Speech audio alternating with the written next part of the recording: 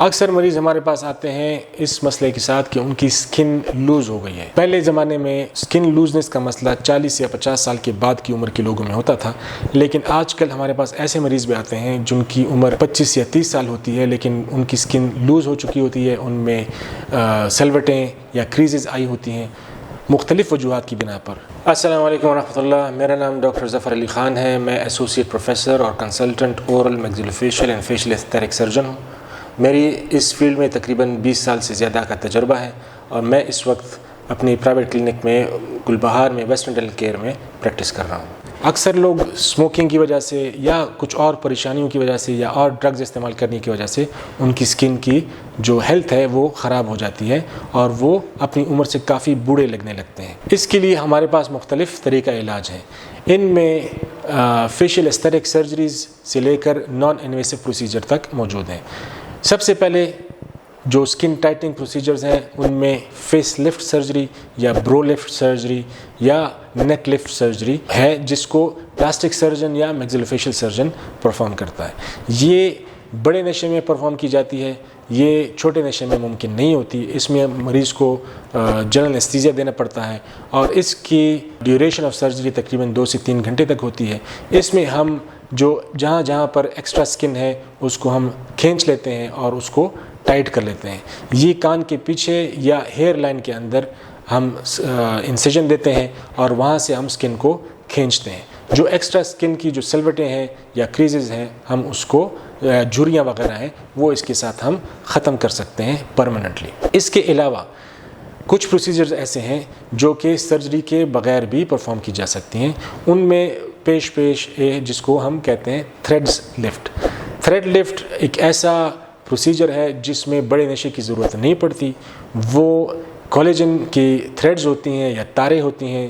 Collagen ایک ایسا material ہے جو کہ انسان کے بدن میں قدرتی طور پر موجود ہوتا ہے اور یہ سکن کو ٹائٹ رکھتا ہے۔ یہ ایک ایسی جال ہے جو کہ ہماری چہرے اور باقی بدن کے جو جلد ہے اس کو کھینچ کر رکھتا ہے۔ جیسے جیسے عمر بڑھتی ہے اس کی ٹائٹنس لوز ہو جاتی ہے کیونکہ یہ ایک خاص عمر تک بنتے رہتے ہیں، اس کے بعد ان میں دوبارہ بننا ختم ہو جاتا ہے۔ تو جب یہ دوبارہ نہیں بن سکتے ان میں تغیر آتا ہے اور اس کے ساتھ سکن لوز ہونے لگتی ہے۔ اس کے لیے ہم کولیجن تھریڈز استعمال کرتے ہیں۔ کولیجن تھریڈز میں 2 قسم کے ہوتے ہیں جو کہ سموتھ تھریڈز یا ہکس والے تھریڈز یا باربڈ تھریڈز استعمال ہو سکتے ہیں۔ سموتھ تھریڈز ایک پتلی سی نیڈل یا سوئی کے ساتھ ہم سکن کے نیچے انسرٹ کرتے ہیں۔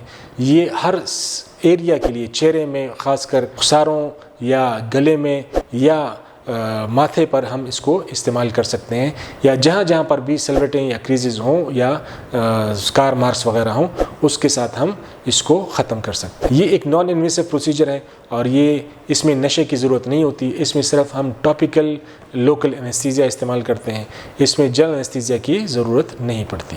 یہ بھی ایک نان انویسو پروسیجر ہے، لیکن اس سے بھی ایک اور زیادہ نان انویسو پروسیجر موجود ہے جس کو ہم فلرز اور بوٹاکس کی کمبینیشن کہتے ہیں۔ بوٹاکس ایسا کیمیکل ہے جو مسلز کو ریلیکس کر کے اس کے اوپر جو جلد ہے اس کو ہموار کر سکتا ہے۔ اس کے علاوہ جہاں پر آپ کو بوٹاکس کی زیادہ فائدے نہ مل سکتے ہوں وہاں پر ہم اس کے ساتھ ڈرمل فلرز بھی استعمال کرتے ہیں۔ ڈرمل فلرز پہ ہم پہلے بات کر چکے ہیں جو کہ ہائلورونک ایسڈ فلرز ہوتے ہیں جو کہ ہم سکن میں انجیکٹ کرتے ہیں۔ جہاں جہاں پر سکن کریز ہو یا کوئی سلوٹ بنی ہو اس کو ہم اس کے ساتھ فل کر دیتے ہیں تو وہ جگہ سموتھ اور دوبارہ سے جوان لگنے لگتی ہے۔ اگرچہ کہ ہم قدرتی ایجنگ پروسیس ہے اس کو ہم روک نہیں سکتے کیونکہ وقت کے بڑھنے کے ساتھ ساتھ عمر ڈھلتی رہتی ہے اور جو چینجز بدن میں آ رہے ہیں اس کو ہم پرماننٹلی روک نہیں سکتے۔ اسی لیے ہم کہتے ہیں کہ یہ تھریڈ جو ہے یہ ایک نان پرماننٹ حل ہے اور اس کو ہم کم از کم 1 سے 2 سال تک سکن کو جوان رکھ سکتے ہیں۔ 1 سے 2 سال تک اس کو دوبارہ ریپیٹ کرنا پڑتا ہے۔ یہ اسی طرح سیمی پرماننٹ یا نان پرماننٹ پروسیجر ہے۔ اس کے بعد ایک ایسا پروسیجر جو کہ بالکل ہی نان انویسو ہے اور اس کے فوائد بھی بہت ہیں، اس کو ہم کہتے ہیں الٹرا ساؤنڈ تھراپی یا ریڈیو فریکوینسی تھراپی اور اس کے ساتھ لیزر تھراپی۔ یہ 3 پروسیجرز ایسے ہیں کہ جس میں ہم کوئی بھی کٹ یا نیڈل استعمال کیے بغیر سکن کو ٹائٹ کرنے کی کوشش کرتے ہیں۔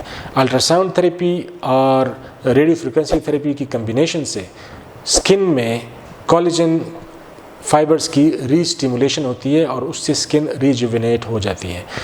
الٹرا ساؤنڈ تھراپی سے ایک ایسی ساؤنڈ ویو سے ہم سکن کے اوپر ہم اس کو ٹچ کرتے ہیں، جس کی مدد سے سکن کے نیچے جہاں پر کولیجن فائبرز ہوں ان کی دوبارہ پیداوار شروع ہو جاتی ہے۔